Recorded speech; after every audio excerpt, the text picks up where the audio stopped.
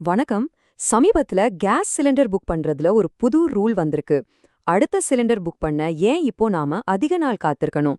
இந்த 21 நாள் விதிமுறையால நிறைய பேருக்கு குழப்பம் இருக்கு. வாங்க இது என்னன்னு சிம்பிளா பாத்திரலாம். கரெக்ட். இதுதான் இப்போ எல்லார் மனசுலயும் ஓடிட்டு இருக்கிற கேள்வி.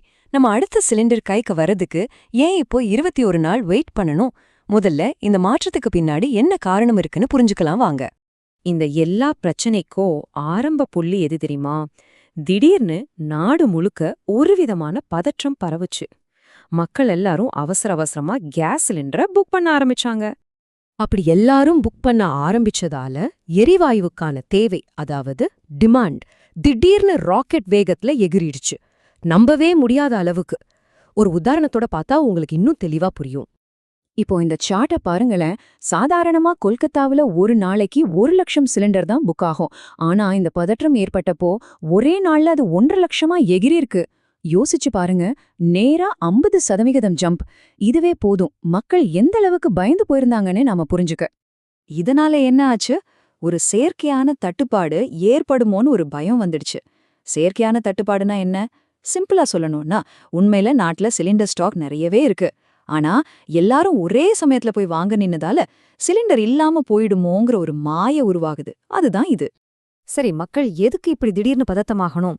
இதுக்கு காரணம் நம்ம நாட்டுக்குள்ள இல்ல, எங்கேயோ பல ஆயிரம் மைல்களுக்கு அந்த பக்கம் நடந்த சில சம்பவங்கள் தான் இங்க இவ்ளோ பெரிய தாக்கத்தை ஏற்படுத்தியிருக்கு. அப்படி என்னதான் நடந்துச்சுன்னு பாத்தீங்கன்னா முக்கியமா 3 விஷயங்கள். ஒன்னு, மத்திய கிழக்குல இஸ்ரேல் ஈரான் இடையே ஏற்பட்ட பதற்றம். இதனால நமக்கு கேஸ் வர்ற முக்கியமான கடல் வழியான ஹார்மோஸ் ஜலசந்தியில ஏதாவது பிரச்சனை வந்துருமோன்னு ஒரு பயம். அது மட்டும் இல்லாம சர்வதேச மார்க்கெட்ல கச்சா எண்ணெய் விலை கிட்டத்தட்ட 20% ஏறிடுச்சு.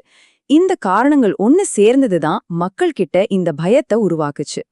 சரி, அங்க எங்கேயோ நடக்கிற பிரச்சனைக்கு நாம ஏன் இங்க இவ்ளோ கவலைப்படணும்? காரணம் இதுதான். நம்மளோட கேஸ் தேவையில பாருங்க, 85% வளைகுடா நாடுகள்ல இருந்து வர இறக்குமதிய நம்பிதான் இருக்கு. அதனாலதான் அங்க ஒரு சின்ன சலசலப்பு ஏற்பட்டாலும் அதோட அதிர்வுகள் நம்ம வீட்டு கிச்சன் வரைக்கும் கேக்குது. ஓகே, இப்போ பிரச்சனை என்னன்னு நமக்கு தெரிஞ்சிடுச்சு. இதுக்கு என்னதான் தீர்வு? இந்த மாதிரி பேனிக் புக்கிங்க கட்டுப்படுத்தி எல்லாருக்கும் சிலிண்டர் கிடைக்கிறத உறுதி செய்ய எண்ணெய் நிறுவனங்கள் கொண்டு வந்த ஒரு நேரடி ஆக்ஷன் தான் இந்த புது 21 நாள் விதி. அப்போ இந்த புது ரூலுக்கும் பழைய ரூலுக்கும் என்ன வித்தியாசம்? ரொம்ப சிம்பிள். முன்னாடியெல்லாம் ஒரு சிலிண்டர் டெலிவரி ஆன தேதியிலிருந்து 15 நாள் கழிச்சு அடுத்தது புக் பண்ணலாம். ஆனா இப்போ அந்த 15 நாள் கேப்ப 21 நாளா மாத்திருக்காங்க. அதாவது ஒரு சிலிண்டர் டெலிவரி ஆகி 21 நாள் முடிஞ்ச பிறகுதான் நீங்க அடுத்த சிலிண்டர் புக் பண்ண முடியும். இது எப்படி செயல்படுத்துறாங்கன்னு நீங்க கேட்கலாம். எல்லாமே டெக்னாலஜி தான். எல்லா கேஸ் ஏஜென்சியோட சாஃப்ட்வேரையும் அப்டேட் பண்ணிட்டாங்க. அதனால நீங்க 21 நாள் முடியறதுக்கு முன்னாடி புக் பண்ண ட்ரை பண்ணா கூட கம்ப்யூட்டர் சிஸ்டமே ஆட்டோமேட்டிக்கா உங்க புக்கிங்கை ஏத்துக்காது. சோ இது ரொம்ப சிஸ்டமேட்டிக்கா நடக்குது. சரி, இதெல்லாம் ஒரு பக்கம் இருக்கட்டும். மக்களோட பயத்தை போக்குறதுக்காக அதிகாரிகள் தரப்பிலிருந்து என்ன சொல்றாங்க? அவங்க தரப்பிலிருந்து வந்திருக்கிற அதிகாரப்பூர்வமான அறிக்கை என்னன்னு இப்ப பார்க்கலாம். இது நமக்கு ஒரு நல்ல தெரிவை கொடுக்கும்.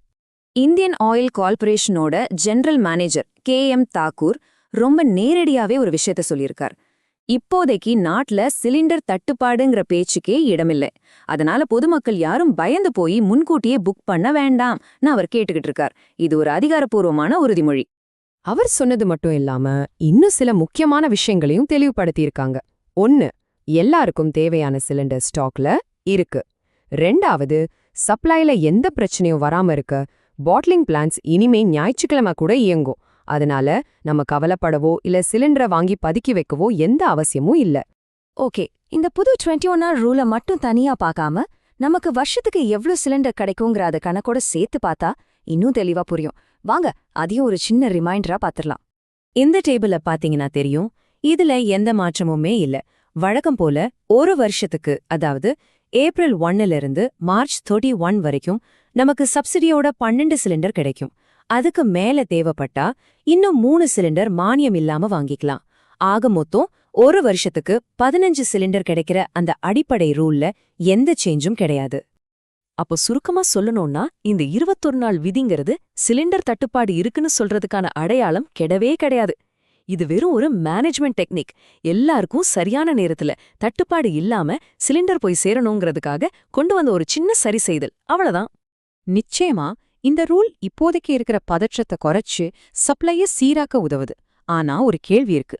உலக அளவுல மார்க்கெட் நிலவரம் நிலையா இல்லாத இந்த நேரத்துல இந்த மாதிரி உள்நாட்டு நடவடிக்கைகள் மட்டுமே நம்மளோட எரிவாயு விநியோகத்தை நீண்ட காலத்துக்கு ஸ்திரமா வச்சுக்க போதுமானதா இருக்குமா? இது நாம தொடர்ந்து யோசிக்க வேண்டிய, கவனிக்க வேண்டிய ஒரு விஷயம்.